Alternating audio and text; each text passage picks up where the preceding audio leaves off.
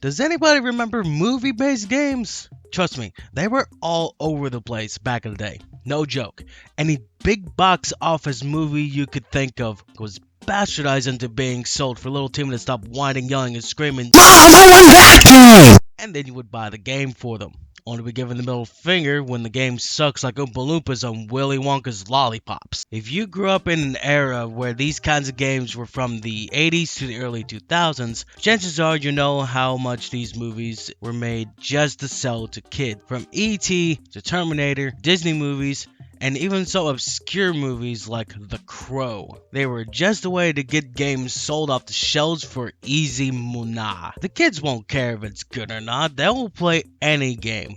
That's why a lot of them play Call of Duty after failing social studies. It was when I was Oh, killed. shut up. The rest of the games I'm going to be looking at are not made by specific companies, because most of the games got turned into movies, and they deserve their own video entirely. So we're not going to include Nickelodeon, DreamWorks, Disney, Pixar, Marvel, none of that. And we're just going to be looking at games that have, like, no sense to make a video game out of, like live action movies. And there is some animated ones in here too, but some of these games just don't make any sense to make a video game out of. Like, for example, Charlie and the Chocolate Factory. Yes, you heard me right. Charlie and the Stopped Up Toilet had a video game. The game starts off with an FMV and we get a short version of the first 15 minutes of the movie boiled down to 2 minutes. And then we chase a dollar bill having to jump on boxes that we could pick up and then place them down again. That's good.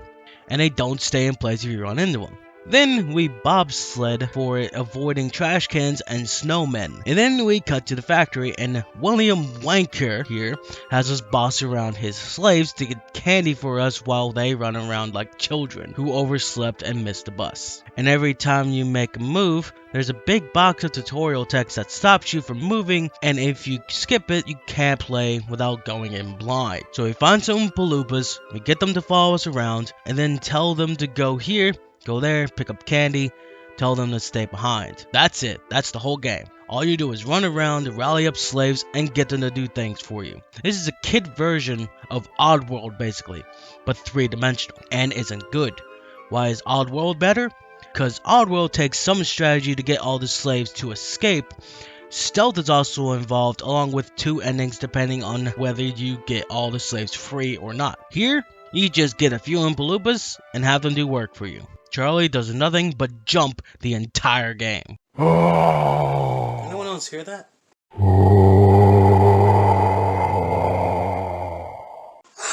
It's a zombie!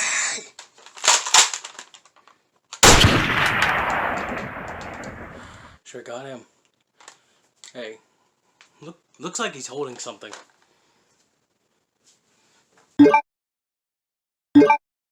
Yes, I did mention this game in my Resident Evil review, but believe it or not, Sweet Home is based on a Japanese movie of the same name, and it was indeed made by Capcom, which inspired them to make a Resident Evil game on the PS1 as a remake of this game. What is the game like though? Exactly how you expect it to be. It's Resident Evil before Resident Evil came out. And honestly, it's just surreal to experience, and I don't think anyone knew Sweet Home was based on a movie. So the Resident Evil movies we've seen, well, count Sweet Home as part of the canon, I suppose. There's some differences between this and Resident Evil, however, such as Resident Evil being about shooting the undead, while in Sweet Home it turns into a turn-based RPG, where you use more than one character instead of one.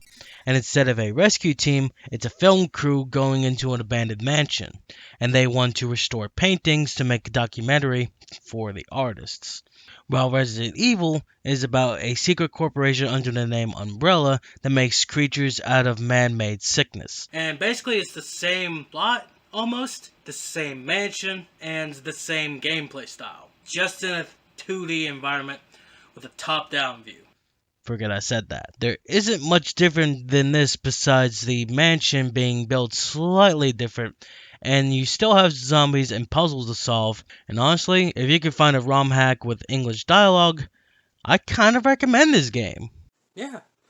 Who would have thought a movie-based game would turn into one of the best franchise of video games of all time. Seriously, who knew? Now, this is not the only survival horror game that's based off a movie. There's actually another one, and it's based off Men in Black. Now this game is only for the PAL region. The American side never got this game. We did get Men in Black, but it is another game entirely, and that was also released in Europe. And like I said, it is a Resident Evil clone, with fixed camera angles, tank controls, and pre-rendered backgrounds, but with aliens instead of zombies. And there also isn't door animation when you go from room to room. And this game sucks. No wonder we didn't get it. Because I can't shoot my damn gun, and I'm not the only one that had this problem too. Looking on YouTube, we could see a review who had the same issue. And listen to him how he's supposed to attack. Every logical option on the controller and nothing happened. Okay, so we start over again, we make it back to the enemy, just try every button over again, and would you believe it? You've got to hold circle to aim, and then press the goddamn up button on the D-pad to fire. What? Yeah, I'm not going to play any more of this game. Just don't bother. Save your money and just buy Resident Evil Remake on PS4. But what about the American game we eventually got? Well, sadly, I could not get the game to work on my emulator. And I can't even get it to work on any other emulator at all. It doesn't work on EPSXE. And I can't get it to work on RetroArch because apparently RetroArch is not reading my button inputs. And I'm just going to have to save that game for another video. But if you look online, you will see that it's a first-person shooter. And it looks like a Doom clone. So it might be fun if I play that for another video. So if you want to see it, let me know in the comments. But for right now, we're going to be taking a look at another game. Open Season on the PS2.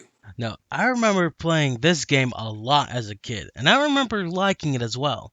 But then again, I also liked Spyro Enter the Dumpster Fire as a kid, and we all know how I felt about that game, and I did its own episode. So, this does not bode well. And funny enough, this game was made by Ubisoft, so I don't know what to expect here.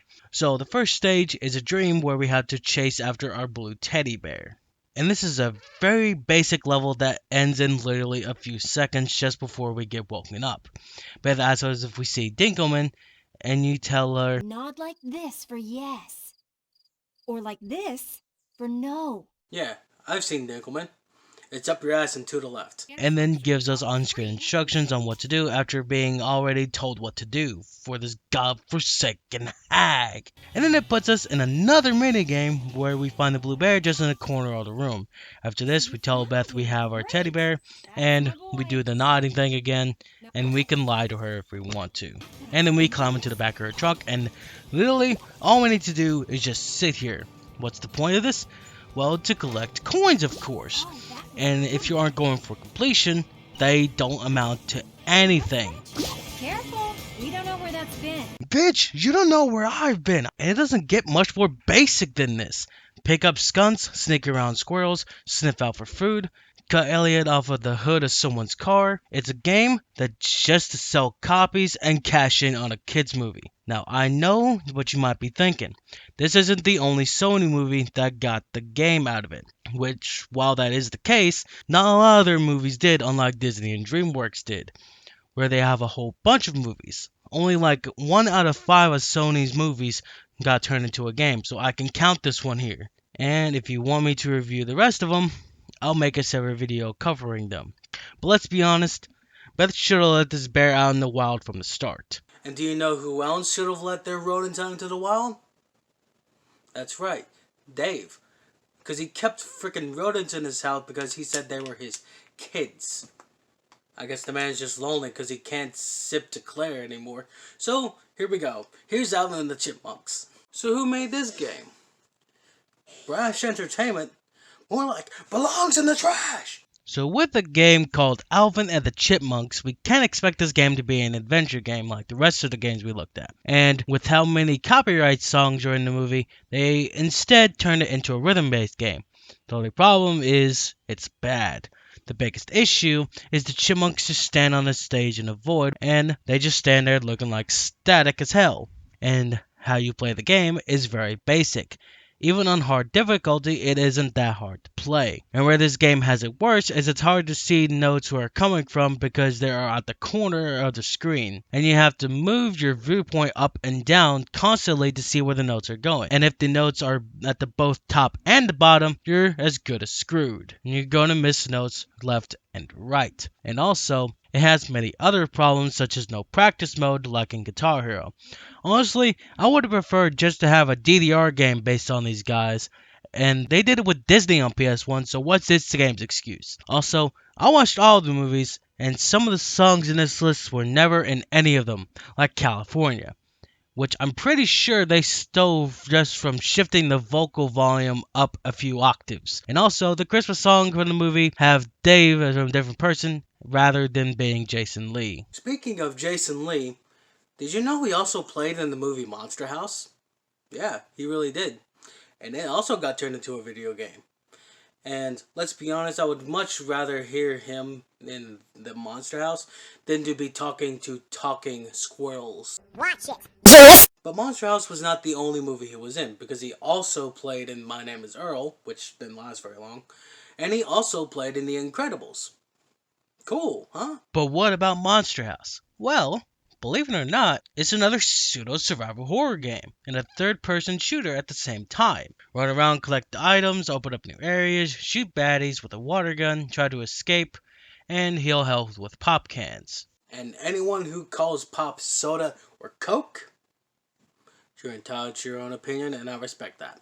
You can also find camera film to unlock video clips and toy monkeys, which grant unlockables in the gallery, as well as arcade tokens where you can use it in the arcade game. I could see myself liking this game as a kid, which I didn't play as a kid honestly, and I had a bit of fun playing it as well. It isn't a pointless minigame like Open Season, and has a reason to be turned into a game. Plus, it doesn't try to do a million things at once like Open Season. It knows what kind of game it is, and it succeeds in doing so. My only complaint is the camera is locked behind you, and you can't move the camera up and down, but you can move it side to side. That's the only complaint I have with this game, so if you can find yourself a copy, I highly recommend it. Well, I was not expecting this game to slap as hard as it did. I was ready to throw this game into the heart of the Monster House, and by that I mean the higher place, but this game changed my mind. It's really f***ing good. Now, I want to move away from the PS2 for a second, and let's take a look at an NES game, like Platoon. So we start off by walking around the jungle because Platoon took place in the Vietnam War, and we can jump, duck, shoot enemies, throw grenades, and move higher or lower in the level. There's only one problem. Enemies can literally dig up out of the ground and come out of thin air, and you don't have time to shoot them. And if you don't shoot them fast enough, you die. And always come up from behind you, so if you don't have split-second reaction, you're as good as a pig before it turned into breakfast. And since you can shoot and throw grenades, that means the two phase buttons do all the action, while you have to jump over oncoming bullets and trip mines by pressing up. And this becomes an issue because when you try and shoot someone behind you, you can accidentally press up on the D-pad and jump instead of turning around. And there are also no hints as to where you're supposed to go. Plus, every area looks the exact same, so you don't know if you are progressing or not. I have to ask, why do you put trip mines next to a tree when I can't move past any of them? Oh, and you can also die just by touching enemies, so further makes these kamikazes more of a pain. Okay, surely, if it's that bad on the NES, then that means there has to be something that can overpower that, right? Well, Konami made a movie-based game. And you want to know what the movie's based on? The Goonies. Yeah, the Goonies had a video game made by Konami of all people. If there's a good movie-based game on the NES, it has to be one from this single company. Now, there's only one small problem. The Japanese got one first, and then the rest of the world got another game called Goonies 2, which was a sequel to the game, and isn't a second movie, which never happened. We did, however, get the first game on home computers at the time, but we're only focusing on home consoles. So let's play the 1987 game, and believe it or not, I actually enjoyed this game. No kidding. This is a Metroidvania style game where you go around using a map and using weapons to save your friends, picking up items, bringing them to new areas, and you also need to find your way around. If there is one NES game you need to pick up, this is one of them. I did play this for about an hour, and I couldn't find any of my friends. So what's the actual game like then? Well, like I said, you have a map, it can show you where different areas are, and if you go to your friends, then you can bring them along the side with you and you can play as them. You also have different weapons that you can use to defeat different enemies, and there's also ice physics in this ice level right here, which is just part of the house. Yeah, and let me tell you, this is ambitious for the NES. Ice physics. The only problem I have with these ice physics is usually in NES games, if you get hit, you bounce backwards. So if you're on ice, you're basically going to go to your never-ending doom. However, you have unlimited continues. So basically, you can never die. Now, I can highly recommend this game right here. This is one of the best movie-based games I have ever played. No joke. Now, if you can get yourself a copy of the Goonies 2 on NES, I highly recommend it. So, let's go up a generation, and I'm going to write the name of this game down. I just need a pen, and the pen is blue. The pen is blue! The goddamn pen is blue! And on that note, here's the mask for the Super Nintendo. Now, I have to get this out of the way, but getting a copy online is going to cost you upwards of $80 to $90 just for a loose cart of this game. So if it's that expensive, that means it has to be good, right? Well, like a lot of the early Nintendo games, it's of course a side-scroller. And we start in an apartment building where we can jump, punch with boxing gloves, smash a hammer down, and become a Hurricane Tortilla. Whoa! Hurricane Katrina! More like Hurricane Tortilla. We can also run fast and sneak along slowly like the Pink Panther.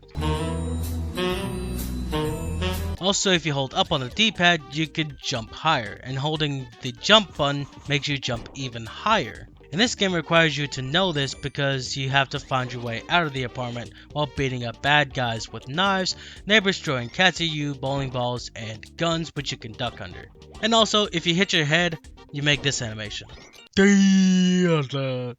Now, when I played it until I got to the cat part, I was met with a glass window. So I assumed I went the wrong way and went over to crack the floor, so I used my hammer on it to jump down and collect some cash. But nope, I was met with a dead end. Well, after a good few minutes, I figured out punch this glass window that we found earlier and jump through it. Then jump down and go through the wall without any indication of needing to go this way. I get we need to be more accurate with the movie, so there is a reason to have these, but you can't tell us what we need to do. Also, this movie is based off of a comic of the same name. However, the comic is way more violent than this. There's actual blood and gore in the comic, so they basically made a family-friendly version with Jim Carrey in it. Except for the fact that he pulls out a used condom. Sorry, wrong pocket. So I think this game is okay. It's just, I just have a hard time actually enjoying it more when you have to look up a guide on where you need to go. Alright, one more movie-based game, and then I'm done. Okay, I teased this in the thumbnail, so if you noticed it, leave a comment down below if you saw it, and hit the like button. Alright, here we go. The final game we're going to be looking at today is Peter Jackson's King Kong, the official game of the movie. You might be saying to yourself, wow, that's a mouthful of a title. It must be the worst game name in history. Well, that would be the case unless you have a game called Summer Colored High School, Adolescent Record. A summer at school on an island where I contemplate how the first day after I transferred, I ran into a childhood friend and was forced to join a journalism club while my days as paparazzi kid with great scoops made me rather popular among the girls, but strangely my camera is full of panty shots, and where my candid romance is going. And yes, this is a real game exclusive to Japan on the Pern Star 4. But what about King Kong? Well, Ubisoft made this game, so we have another Ubisoft game. So I don't know what to expect out of this game at all, but the box says I can play as man, and I can play as Kong. Well, believe it or not, it's a first-person shooter. Yeah. Though I would recommend turning the inventory and crosshair on in the options menu because otherwise you wouldn't know how many rounds you have without having to hear 4 magazines on backup. 4 magazines on backup. 4 magazines on backup. 4 magazines on backup. by pressing the circle button, and won't know where you're aiming unless you press the right thumb to zoom in, which should only be used for sniping. And also, they got the voices from the movie in this game, and yes, including Jack Black's, but they also got FMV from the movie as well. Now, I'm playing on the PS2 version, so the game is shrunk down because of that. But the game is fixed on the Xbox 360 version of the game, and also graphics look better, so go for the Xbox version and not the PS2 version if you get this game, which is actually way more expensive than the PS2 version despite only having better graphics. So pick your poison. So yeah, we end on a positive note there. I think we can end the video off with that, can't we? Now, what do I think about movie-based games? Well, there's a reason why not a whole lot of them are made anymore. It's because a mass volume of them are pretty much shit. And people knew better not to buy into them because they were just cash grabs. That's why when something good comes from a movie-based game, people obviously want to go and pick it up. Such as the SpongeBob Rehydrated game, as well as a new SpongeBob game coming out, and even the new Brawl Fighter with all the Nickelodeon characters, and an open world Disney game that just came out. But let's answer a question. Are these games bad because of the movie they're based on? Or are they bad because the game developer didn't care enough about the game? Personally, I am on the latter half of that question because there is some good movie-based games out there, like the one we just looked at with King Kong. It's actually really good.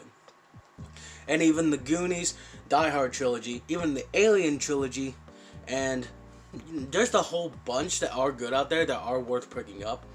But most movie-based games are just bad. Like Charlie and the Chocolate Factory I looked at in the beginning of this video. So, I personally think that it's the fault of the game developers and not the game.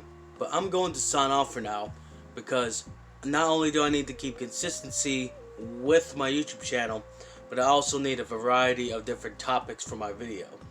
So, I'm actually going to leave off with that.